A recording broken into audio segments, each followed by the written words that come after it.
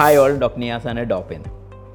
ഈ ഒരു വീഡിയോയിൽ നമ്മൾ ഡിസ്കസ് ചെയ്യാൻ പോകുന്നത് +1 +2 നമ്മുടെ ടൈം എങ്ങനെ ഫ്യൂച്ചർ കരിയറിനെ എഡ്യൂക്കേഷനെ ഡിപ്പെൻഡ് ചെയ്യുന്നു എന്നുള്ള കാര്യങ്ങളാണ്.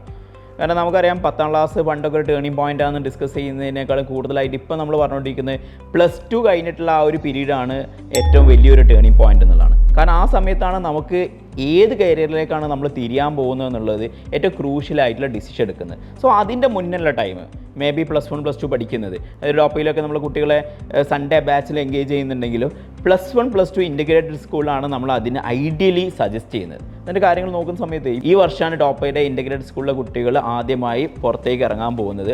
അതിൽ തന്നെ ഹൈലി കോൺഫിഡൻ്റ് ആയി നമുക്ക് പറയാൻ പറ്റുന്ന കാര്യം +1 ബോർഡ് എക്സാം എഴുതിയ കുട്ടികൾക്ക് തന്നെ വെരി ഹൈ സ്കോർ, 10ാം ക്ലാസ്സിൽ അവരെ മാർക്കുകളൊക്കെ കമ്പയർ ചെയ്ത് നോക്കുമ്പോൾ തന്നെ നല്ല രൂപത്തിൽ ട്രെയിനിങ് കൊടുത്ത് വെരി ഹൈ സ്കോറിലേക്ക് എത്തിക്കാൻ പറ്റിയിട്ടുണ്ട്. അതേപോലെ തന്നെ അവർക്ക് വേണ്ടി ഒരു കരിയർ സെല്ല് നമുക്ക് ക്രിയേറ്റ് ചെയ്യാൻ പറ്റിയിട്ടുണ്ട് എന്നുള്ളതാണ്. So along with their studies ഏതൊക്കെ ആ ഓപ്ഷൻസ് ആണ് അവർക്ക് +2 കഴിഞ്ഞിട്ടുള്ളത് എന്നുള്ള ഓരോ കുട്ടികളെയും എക്സ്പോസ് ചെയ്ത് കാണിക്കുക. മേ ബി 10 to 15 കരിയേഴ്സ് അവർക്ക് ഡയറക്റ്റ്ലി ചൂസ് ചെയ്യാൻ പറ്റിയ രൂപത്തിലുള്ള കരിയേഴ്സും എക്സാമുകളോ അവർക്ക് ഓപ്ഷണലായിട്ട് കൊടുക്കും. ഈ ഓപ്ഷൻസ് അവർ സീരിയസ്ലി സെലക്ട് ചെയ്യുന്ന ഡിഫറെൻ്റ് ആയിട്ടുള്ള ഓപ്ഷൻസ് ഉണ്ടായിരിക്കും. ഫോർ എക്സാമ്പിൾ പറയുകയാണെങ്കിൽ അതിൽ ചിലപ്പം JEE എക്സാമോ നീറ്റ് എക്സാമോ അല്ലെങ്കിൽ CUT ഒക്കെ ഒരുമിച്ച് എഴുതാൻ താല്പര്യമുള്ള കുട്ടികളുണ്ടാവാം.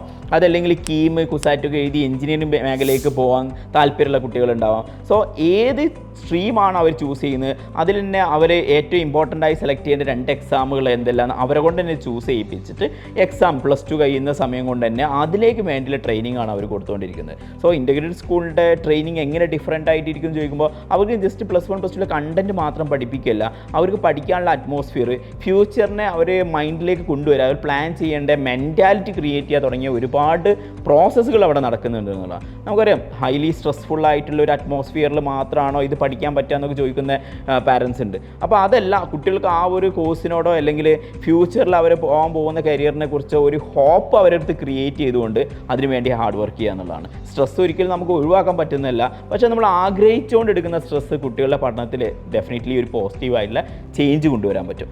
അപ്പോൾ 10ാം ക്ലാസ് പഠിച്ചുകൊണ്ടിരിക്കുന്ന കുട്ടികളാണെങ്കിലും +1 +2 പഠിച്ചുകൊണ്ടിരിക്കുന്ന കുട്ടികളാണെങ്കിലും അവരോട് പറയാനുള്ളത് നിങ്ങൾക്ക് ഫ്യൂച്ചറിലുള്ള കരിയറിനെ കുറിച്ചുള്ള എല്ലാ ഓപ്ഷൻസും ഇപ്പം തന്നെ നിങ്ങൾ അവൈലബിൾ ആക്കുക. അതിനെക്കുറിച്ചുള്ള പ്ലാൻ ഇപ്പം തന്നെ കൊണ്ടുപോയി കഴിഞ്ഞാൽ മേ ബി 5-6 മന്ത്സ് കഴിഞ്ഞിട്ടാവും അവർക്ക് എൻട്രൻസ് എക്സാം ആവട്ടെ, കരിയർ റിലേറ്റഡ് ആയിട്ടുള്ള ബാക്കി ചൂസ് ചെയ്യുന്ന എക്സാം ആവട്ടെ അവർക്ക് അത് തിരഞ്ഞെടുക്കാനുണ്ടാവും. അപ്പോൾ അതിനുള്ള പ്ലാനിങ് ഇപ്പം തന്നെ കൊണ്ടുപോയി കഴിഞ്ഞാലാണ് ഏറ്റവും എഫക്റ്റീവായിട്ട് ഇംപ്ലിമെൻറ്റ് ചെയ്യാൻ പറ്റുക. അപ്പോൾ സോ ഫ്യൂച്ചറിനെ കുറിച്ചും കരിയറിനെ കുറിച്ചും കുറച്ചൊരു ബോധേഡ് ആയിട്ടുള്ള കുട്ടികൾക്ക് നമ്മൾ സജസ്റ്റ് ചെയ്യാറുള്ളത് ടോപ്പയുടെ ഇൻ്റഗ്രേറ്റഡ് സ്കൂൾ തന്നെയാണ്. അതിൽ തന്നെ ഒരുപാട് ഓപ്ഷൻസ് കുട്ടികൾക്ക് നമ്മൾ കൊടുക്കാറുണ്ട്. അതിന് ചൂസ് ചെയ്തുകൊണ്ട് ഇഷ്ടപ്പെട്ട മേഖലയ്ക്ക് കഷ്ടപ്പെട്ട് പഠിക്കുക എന്നുള്ളതാണ് നമ്മൾ അതിൻ്റെ തീമായിട്ട് സെറ്റ് ചെയ്തിരിക്കുന്നത്. സോ ഡോപ്പ ഇൻ്റഗ്രേറ്റഡ് സ്കൂളിലേക്ക് ചൂസ് ചെയ്യാൻ താല്പര്യമുള്ള ആളുകൾക്കാണെങ്കിൽ നിങ്ങൾക്ക് അതിൻ്റെ പ്രീ ബുക്കിംഗ് നെക്സ്റ്റ് ഇയറിലേക്കുള്ള സ്റ്റാർട്ട് ചെയ്തിട്ടുണ്ട്. സോ വൈസ്ലി നിങ്ങളെ കരിയർ ചൂസ് ചെയ്തുകൊണ്ട് ഹാപ്പി ആയിട്ട് നിങ്ങൾ സ്ട്രെസ് എടുത്തുകൊണ്ട് തന്നെ മുന്നോട്ട് പഠിച്ചു കൊണ്ടുപോകുക എന്നുള്ളതാണ് എനിക്ക് സജസ്റ്റ് ചെയ്യാനുള്ളത്.